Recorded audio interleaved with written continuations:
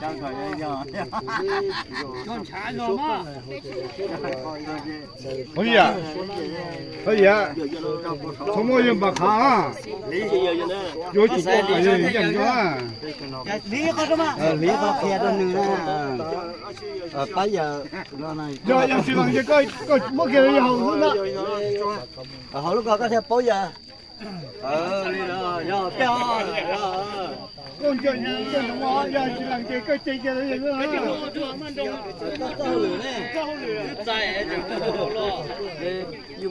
Nhưng mà giờ tên nào mà vô cha vào đấy hả? Có sao lại xấu đấy. Nhiều chuyện cho nó cho nó phát triển Có thể bỏ ra tụ quả à? Cho nó tụ ba này thế.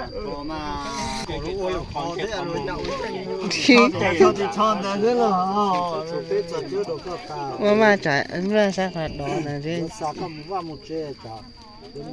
Dùng các chữ xứ có bằng có chê. Giờ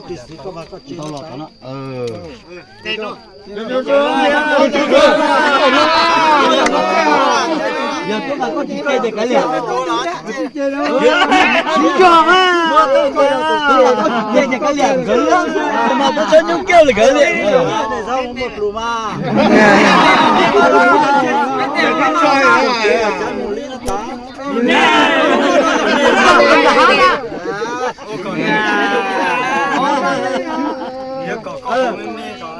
Qua mà câu với gì câu qua mà giờ hơn nuốt xuống cái lên.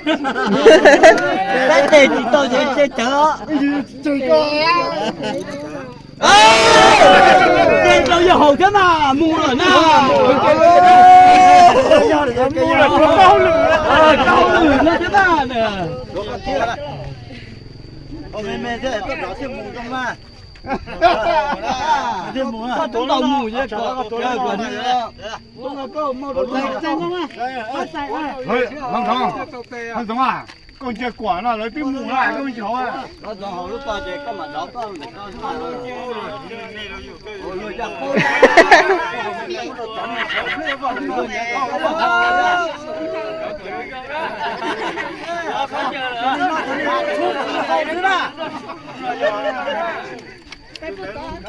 Ba lần đá đây con à. Ba con lúc chở đó.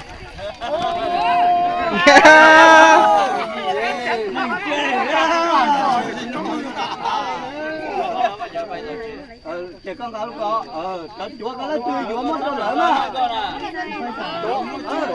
Con này nó cho chúa.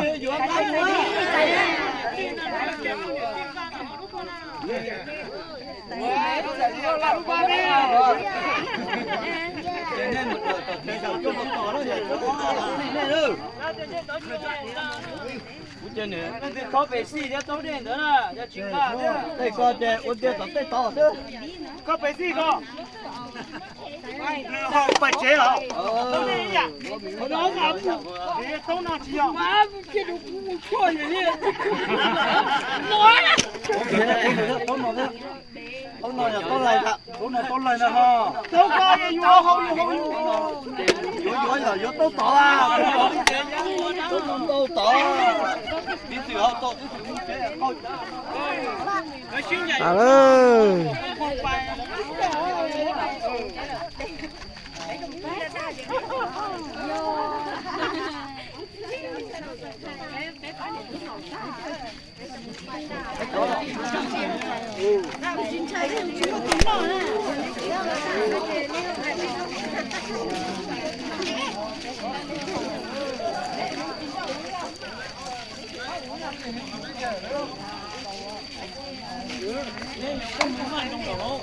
đó